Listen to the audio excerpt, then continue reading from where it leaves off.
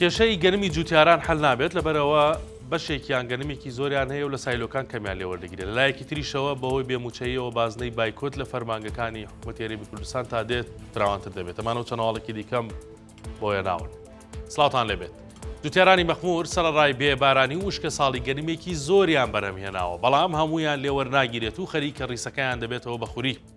ئەمڕۆم جوتیارانە تەحەمولیان نەما و لە بەردەم سایلۆی مەخموور دەنگی ناڕەزایەتیان هەڵبڕی. کەمال زرار جوتیارێکی بە ئەزموونی مەخمورە بە 964 وت لە 80 تۆن گەنم تەنیا 14 تۆنم لێوەرگیراوە و ئەوەی دیکەی دەبێ بە زەرەر بیفرۆشمەوە. وە خۆیان دەڵێن هەر کەسێکیان 30 بۆ 40,000 دلار قەرزارە و بەو شێوەیە هەمویان زەرەرمەند دەبن.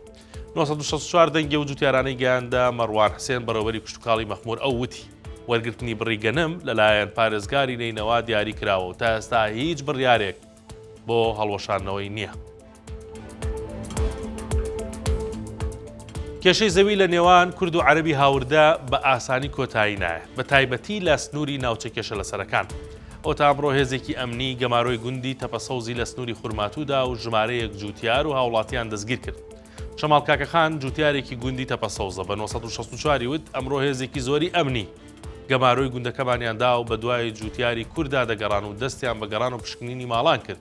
3 جوتیار و 2 هاوڵاتیان دەستگیر کرد. دواتر جوتیارانی تر ئاگدار کرانەوە، بەشێکیان خۆیان حەشاردا و بەشێکی دیکەیان گوندەکان جێهێشت.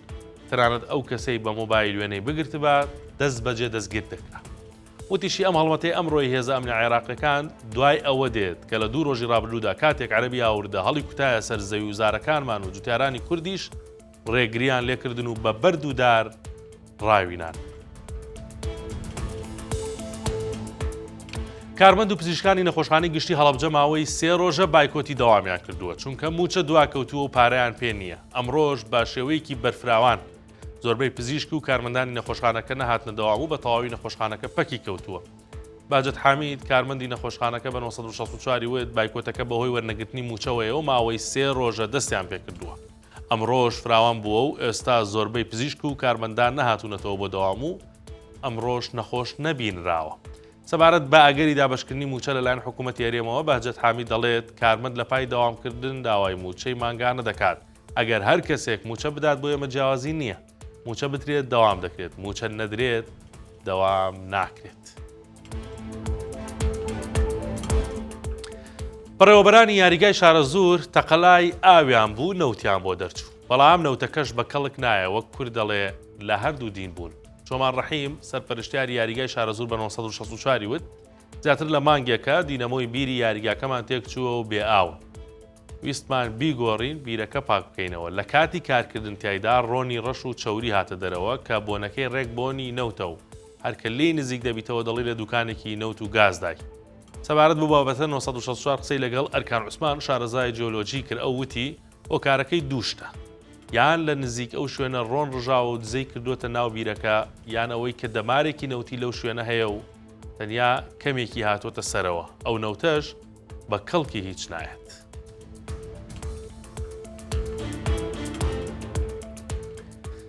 سەرنج تا ڕادەکێشم بۆ هەواڵێکی دیکە.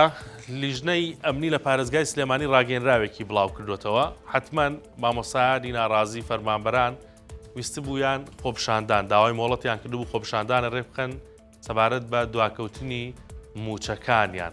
بەڵام لیژنەی ئەمنی لە پارێزگای سلێمانی لە ڕاگەیەنراوەکەدا وەڵامی داونەتەوە حتمەن مۆڵەتەکە نەدراوە لەبەرەوەی کە پێی وایە کە ئێستا دۆخەکە ناهەموارە بۆ خۆپشاندان و پێشی وتون لە ڕاگەیەنراوەکەیە کە مافەکانتان و داواکانتان داوای حەقن، بەڵام لە ئێستادا ئەکەر ئەکرێت خۆپشاندانەکانتان دوا بخەن لەبەرەوە دۆخەکە ناهەموارە. ڕاگەیەنراوەکە ئەڵێ ئێمە لە لیژنەی پارێزگای ئەمنی پارێزگای سلێمانی پشتیوانی تەواوی داواکارەکانی موچەخۆران و فەرمانبەران و مامۆستایان دەکەین، بەڵام لە ئێستادا بە خۆتان نەزانن دۆخێکی ناهەموارە ناوچەکە تێپەڕێەوە کاتی خۆپشاندان نییە.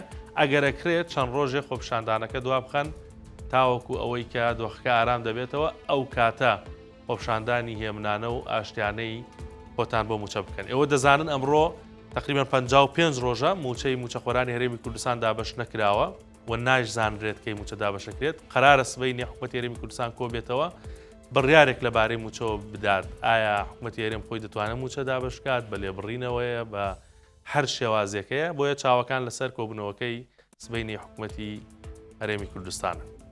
ماوەڵەکانی ئەمڕۆ بوو کاتێکی شات بۆ هەموو لایەک.